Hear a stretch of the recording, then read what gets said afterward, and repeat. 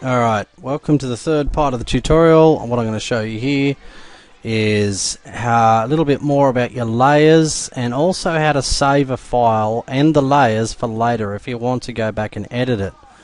And we're also going to cover how to export files so you can, send them to people on Facebook or put them on a web page or anything like that. So you'll be saving it for web or devices or whatever you want to do. Alright, well here's a file here that I've been working on a long time ago. It had like a shield sort of thing. I've got bottom layer, which is right down here, which has got, I can either have a white background or not. But here I've just got this black layer. I've got this one here, this layer here, which is the shield. Which I'll drag that back up there.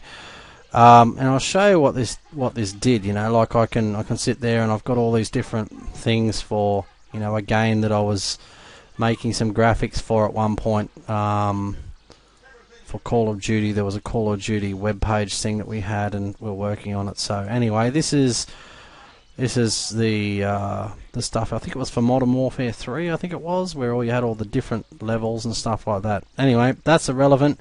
Here's all the different levels and stuff. Here in this file we've got all the symbols for, there's a different shield, and then you had like Founder and All-Star. So yeah, there's different shields that we had. So anyway, let's say that you wanna save this file for later. What you will do to save the actual Photoshop file, you're gonna make sure you're on PSD because that's Photoshop format. So what you do is you go and save that. And what that does is when you've saved this, I'll show you right now.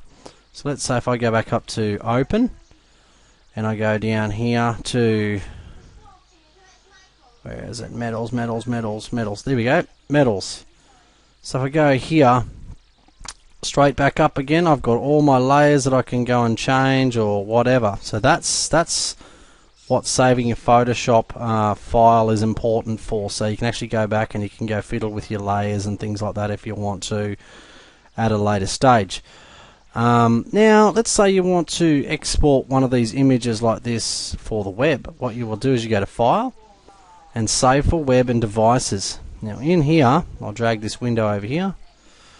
In here you're going to have a few different options. As you can see here, I've got transparent background, so really the only file formats you're going to be able to use for that is PNG or GIF with transparency. So you get transparency, you turn that off, it goes white. They're the only ones that really support PNG, and GIF are the only ones that support transparent backgrounds. Anything else, it automatically adds that. However, JPEG is a good file format as well, because it's a compressing format. It means that it'll make it smaller. If you look down here, 40 kilobytes, that's very, very small even at that size, right? Let's say maximum 118 kilobytes. So roughly how long, let's have a look. Tells you how long here it would take to download on a normal like DSL. Alright, 3 seconds on 512 DSL. So let's go down to the slowest DSL we've got. 6 seconds to load that file. Very high, 3 seconds. And you can see over here as well the quality, that's in a percentage, so you can see that's 80%. This one here's 100. This one here is going to be 60. This one here is 30. And this one down here is 10. But if you look at this as well, you can't really see too much in this, but you'll actually start to see quality loss in the photo itself. Like especially if you're dealing with photographs, not so much in this one because you can hardly tell, but you might be able to tell on screen if no, you can't really tell. Certainly not going to be able to tell when it's in a video. But yeah, JPEG is a compressive format. So it's a lossy format is what they call it, so it loses some of the quality in order to make it smaller and faster to actually download. So once you've selected what you want, knowing if you want this transparency, so I want it as PNG, what you would do is you go and save that as whatever you wanted to and click save, and it will make it a PNG file, which is 269K, so it's a lot bigger take 12 seconds to download. Mind you, this actual file, if we go and have a look at the size of this by clicking on there, it's 517 pixels by 384 wide. Let's say we didn't want it that big though. What you would do to resize an image is you can go image size. And what you do here, you've got a couple of options. First of all, we've got bicubic smoother, best for enlargement, best for reduction. So we want to go down in size, so we go best for reduction. Now let's say we want to go to something like 256 high by 190 wide. That'll do. So if I do that, you can see it drops down the size. So if we go back into here to save for web and devices again, you'll see that even as a PNG, it's 93 kilobytes now. 5 seconds, so it's, you know, it's pretty small still. So if you go back to these and actually look at your sizings, it's going to take 3 seconds now at maximum. It's going to take 2 seconds at very high. Once again, that comes down to what kind of internet connection. This here shows you, you know, if somebody had like a dial-up modem, it would take 5 seconds. Somebody had, let's see here, let's see, one of the fastest ADSLs, you know, just ADSL 1, there you go, it's going to take 1 second. So usually if you put it on, say, something like 256 or 512, that's going to give you a good idea. Sorry. Okay, so yeah, that JPEG, once again, it doesn't support transparencies, but it's better for compression. So if you're sending a photograph or something of something, JPEG might be the go.